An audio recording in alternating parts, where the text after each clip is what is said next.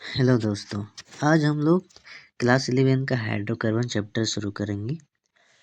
तो सबसे पहले हम लोग जानेंगे हाइड्रोकार्बन क्या होता है। तो hydrocarbon is defined as the compound of carbon and hydrogen are known as hydrocarbon. ठीक है। तो हाइड्रोजन और कार्बन के यौगिक को ही हम लोग क्या कहते हैं? हाइड्रोकार्बन कहते हैं। नाम से ही पता चल रहा है हाइड्रोकार्बन यानी हाइड्रोजन और कार्बन को मिला के जो बनता है उसको हम बोलेंगे हाइड्रोकार्बन। एग्जाम्पल में हम ले लिए हैं CH4, C2H6 और भी आएंगे ऐसे जिसमें कार्बन और हाइड्रोजन रहेंगे। तो अब हम लोग टाइप्स पढ़ लेते हैं। Types of hydrocarbon. तो हाइड्रोकार्बन 3 प्रकार के होते हैं। फर्स्ट में है सैचुरेटेड हाइड्रोकार्बन, दूसरा में अनसैचुरेटेड हाइड्रोकार्बन और तीसरा में एरोमेटिक हाइड्रोकार्बन। तो पहले हम लोग देख लेते हैं सैचुरेटेड हाइड्रोकार्बन।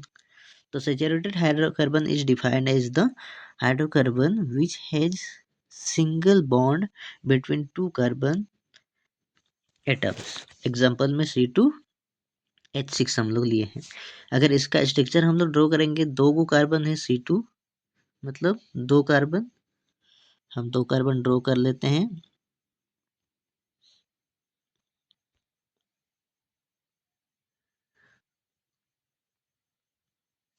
दो कार्बन है और हाइड्रोजन 6 गो है। तो दोनों कार्बन को 3-3 हाइड्रोजन दे देते हैं।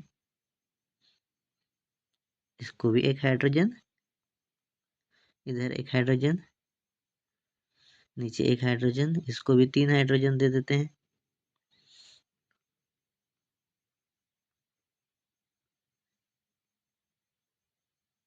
तो ये हो गया हम लोग का इसका स्ट्रक्चर। अब देखोगे ना, कार्बन कार्बन के बीच एक एक ही बॉन्ड है, सिंगल बॉन्ड है, ये रहा हम लोग का। अब ध्यान देने वाली बात ये है कि कार्बन के पास जो है टोटल 4 बॉन्ड होना ज़रूरी होता है, क्योंकि कार्बन की वैलेंसी 4 होती है, इसीलिए 4 गो बॉन्ड होना ज़रूरी है। तो इस कार्बन के पास भी, ये वाला कार्बन के पास भी टोटल 4 बॉन्ड है, ये वाला कार्बन के पास भी 4 बॉन्ड है।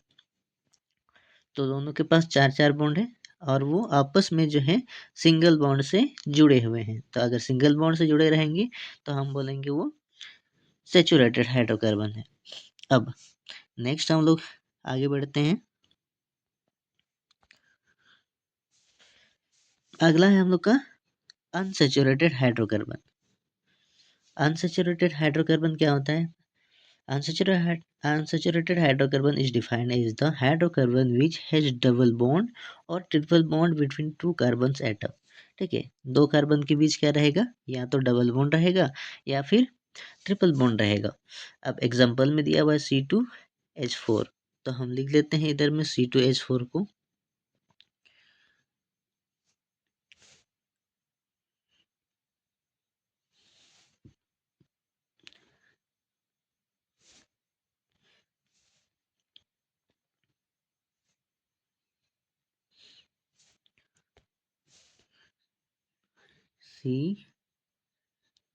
सी दो को कार्बन है, तो दो को कार्बन हम लिख लिए। इसके बाद H दो गो है, तो H दोनों कार्बन में बराबर बांट देते हैं। इस कार्बन के पास दो गो हाइड्रोजन और इधर कार्बन के पास भी दो हाइड्रोजन हम लोग लिख लेते हैं। अब कार्बन को चाहिए होता है 4 बॉन्ड। तो इस कार्बन को देखेंगे तो इसका सिर्फ 3 ही बॉन्ड है, एक हाइड्रोजन की तरफ 2 गो और एक कार्बन कार्बन के बीच 1 गो। तो हमको और एक बॉन्ड खींच देना है यहाँ पर, तो हो गया 4 बॉन्ड। इस कार्बन के पास भी, इस कार्बन के पास भी 4 बॉन्ड है और इस कार्बन के पास भी 4 बॉन्ड है। तो देखोगे कि कार्बन कार्बन के बीच डबल बॉन्ड है ना। इसको अगर सॉल्व करते हैं तो कार्बन कार्बन के बीच हमको डबल बॉन्ड नजर आता है, जो कि अनसैचुरेटेड हाइड्रोकार्बन है। सेम टू सेम C2H2 को अगर सॉल्व करेंगे तो ऐसे होगा। दो गो कार्बन है इसमें, तो दो कार्बन हम लिख लेते हैं। इसके बाद हाइड्रोजन दो गो है, तो इस कार्बन को एक हाइड्रोजन देते हैं और इधर वाला कार्बन को भी एक हाइड्रोजन देते हैं, क्योंकि कार्बन को चाहिए होता है ट्रिपल बॉन्ड। तो हम मतलब कार्बन को चाहिए होता है 4 बॉन्ड, तो हम 4 बॉन्ड लगा देते हैं। इस कार्बन के पास 2 बॉन्ड है, एक हाइड्रोजन के साथ और एक कार्बन के साथ, तो और 2 को चाहिए, तो हम और 2 को लगा देते हैं। तो इस कार्बन के पास भी 4 बॉन्ड हो गया, 1 2 3 4, और इस कार्बन के पास भी 4 बॉन्ड हो गया, 1 2 3 4। तो ये हम लोग का हो गया ट्रिपल बॉन्ड, है ना। तो ये भी अनसेचुरेटेड है, तो डबल बॉन्ड वाला भी और ट्रिपल बॉन्ड वाला भी, ये दोनों अनसेचुरेटेड हाइड्रोकार्बन है। अब देखते हैं हम लोग एरोमेटिक हाइड्रोकार्बन। एरोमेटिक में क्या होता है? Aromatic hydrocarbon is defined as the hydrocarbon which has aromatic ring, मतलब जिसके पास एरोमेटिक रिंग रहेगा, यानी बेंजीन रिंग रहेगा। जैसे कि हम लोग एग्जांपल में C6H6 जो कि बेंजीन का है, उसको हम लोग एग्जांपल में ले लेते हैं। ये है हम लोग का बेंजीन का स्ट्रक्चर। तो अगर इस तरह रिंग के रिंग वाला हाइड्रोकार्बन रहेगा तो उसको हम बोलेंगे एरोमेटिक हाइड्रोकार्बन। अब हम लोग नेक्स्ट जाते हैं।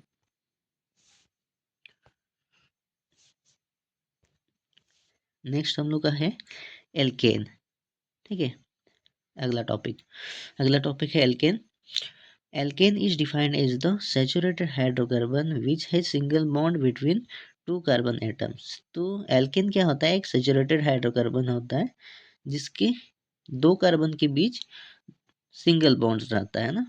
जैसे कि हम CH4 को ले लिए, CH4 में सिंगल, अगर CH4 को दिखाना चाहेंगे स्ट्रक्चर के माध्यम से, स्ट्रक्चर बहुत बड़ा बड़ा दिखा रहा है,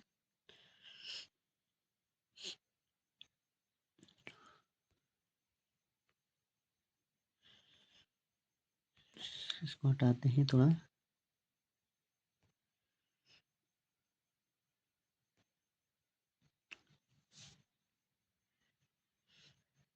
स्ट्रक्चर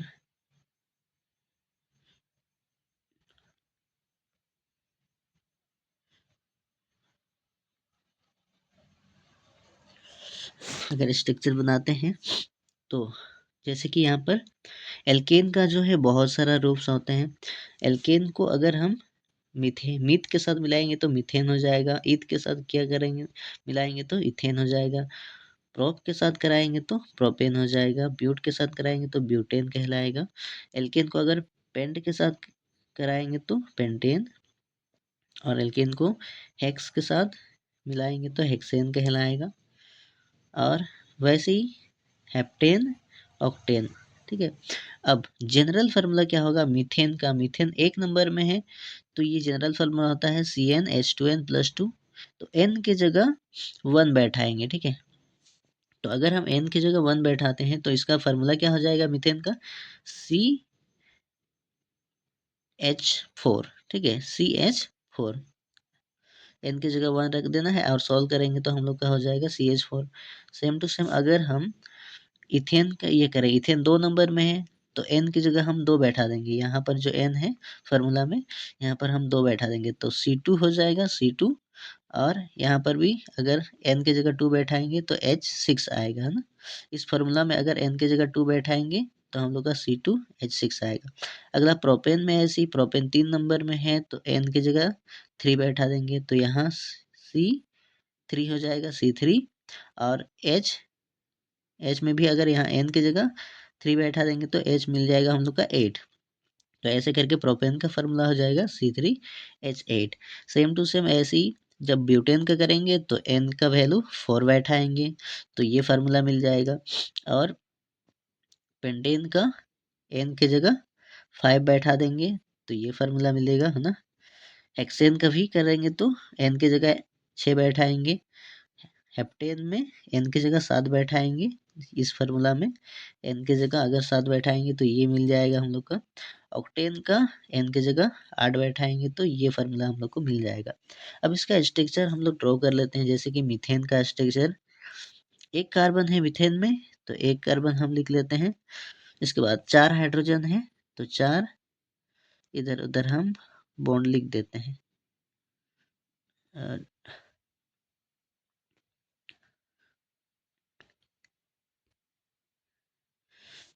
ये हो गया, इधर एक हाइड्रोजन, इधर एक हाइड्रोजन, नीचे एक हाइड्रोजन, इधर एक हाइड्रोजन। तो ये हो गया इसका स्ट्रक्चर। अब सेम टू सेम हम लोग क्या करेंगे, इथेन का भी हम लोग स्ट्रक्चर बना लेंगे। टोटल 2 कार्बन है तो हम 2 कार्बन लिख लेते हैं, 2 कार्बन हो गया। अब हाइड्रोजन 6 को है तो इस कार्बन को 3 हाइड्रोजन देंगे, इस कार्बन को 3 हाइड्रोजन, और इधर वाला कार्बन को भी 3 हाइड्रोजन दे देते हैं।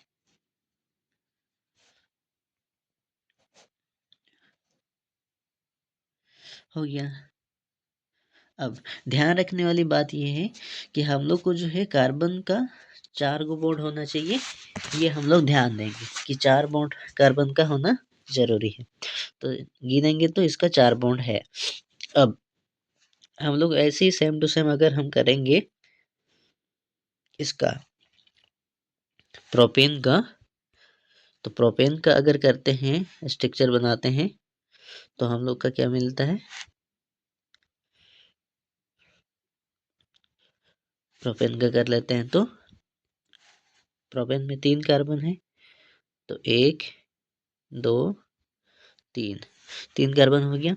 अब हमको पता है कि कार्बन के पास 4 बॉन्ड होता है तो हम 4 बॉन्ड लगा देते हैं। इस कार्बन के पास 1 बॉन्ड है इधर तो और 3 को बॉन्ड लगा देते हैं।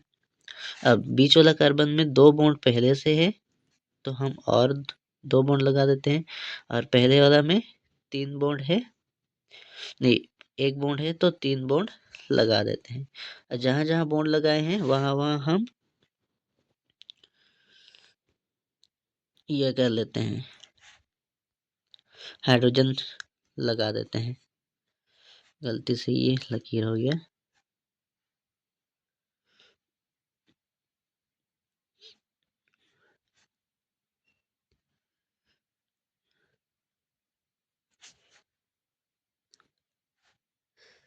यहाँ एक हाइड्रोजन, यहाँ एक हाइड्रोजन, यहाँ एक हाइड्रोजन, यहाँ एक हाइड्रोजन, इधर एक हाइड्रोजन, इधर एक हाइड्रोजन, इधर एक हाइड्रोजन, इधर एक हाइड्रोजन। तो हो गया। अब हम लोग के पास गिनेंगे हाइड्रोजन कितना है, 1 2 3 4 5 6 7 8, 8 गो हम लोग का हाइड्रोजन हो चुका है जो कि है यहाँ पर। सेम टू सेम आप लोग बना लोगे। ब्यूटेन का 4 कार्बन है तो 4 कार्बन लिख लेना है ऐसे करके। फिर कार्बन को 4 4 लकीर चाहिए होगा, 4 4 बॉन्ड चाहिए तो 4 4 बॉन्ड बना देना है और वहाँ उस बॉन्ड पे हाइड्रोजन को डाल देना है। ऐसे करके बाकी का स्ट्रक्चर आप लोग कर लीजिएगा। अब नेक्स्ट हम लोग करते हैं प्रिपरेशन ऑफ एल्केन। एल्केन जो है कैसे कैसे बनेगा, तो पहले by alkyl halide, alkyl halide का यूज करके भी बना सकते हैं। ठीक है, तो पहला है hydrogenation reaction. When alkyl halide is treated with hydrogen molecule in presence of CaO, then alkane is formed and this reaction is known as hydrogenation reaction। और रिएक्शन क्या दिया हुआ है, आर एक्स। आर का मतलब होता है एल्काइल, एक्स का मतलब हेलाइड। आर का मतलब एल्काइल ग्रुप है, एक्स का मतलब हेलोजन ग्रुप है, इसलिए एल्काइल हेलाइड को रिएक्शन करा रहे हैं हाइड्रोजन मॉलिक्यूल के साथ। तो बन रहा है हम लोग का ये एल्केन बना और ये बाहर निकल गया HX। ठीक है, एग्जाम्पल, और एक एग्जाम्पल यहाँ पर ले लेते हैं। जैसे कि हम ले लेते हैं एल्काइल की जगह CH3 लिख सकते हैं, CH3 bond x halogen group में से Cl ले लेते हैं। तो CH3 को जब हम रिएक्शन कराएंगे CH3Cl को हाइड्रोजन के साथ, तो हम लोग का बनेगा क्या, ये एक 2 गो हाइड्रोजन है, एक हाइड्रोजन जो है यहाँ पर आ जाएगा और एक हाइड्रोजन H ये Cl के साथ चल जाएगा। तो हम लोग का CH3 पहले से है, एक हाइड्रोजन और ऊपर से आएगा तो CH4 हो जाएगा, CH4 प्लस यहाँ का एक हाइड्रोजन और ये Cl बाहर निकल जाएगा HCl। तो ये हो गया हम लोग का प्रिपरेशन ऑफ एल्केन। हम लोग का बन गया क्या, मीथेन बन गया। मीथेन भी क्या है, एल्केन ही है।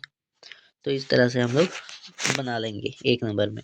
दूसरा क्या है, ओर्ज रिएक्शन। ओर्ज रिएक्शन के द्वारा भी बना सकते हैं हम लोग। When alkyl halide is treated with sodium metal in presence of dry ether then alkane is form and this reaction is known as Wurtz reaction. Wurtz reaction में क्या कहता है, जब हम एल्काइल हैलाइड को रिएक्शन कराएंगे सोडियम मेटल के साथ, और किसके प्रेजेंस में, ड्राई ईथर के प्रेजेंस में। हालांकि यहाँ पर नहीं लिखा हुआ, ड्राई ईथर की प्रेजेंस में हम लोग अगर रिएक्शन कराएंगे, इधर लिख देते हैं dry ether, dry ether, dry ether के प्रेजेंस में, तो हम लोग का बनेगा क्या, एल्केन बनेगा। अब हम लोग क्या करेंगे ना, आर की जगह हम लोग कुछ ले लेते हैं, CH3 ले लेते हैं। तो 2CH3 और X की जगह हम लोग Cl ले लेते हैं, अच्छा रहता है Cl प्लस सोडियम है तो 2Na।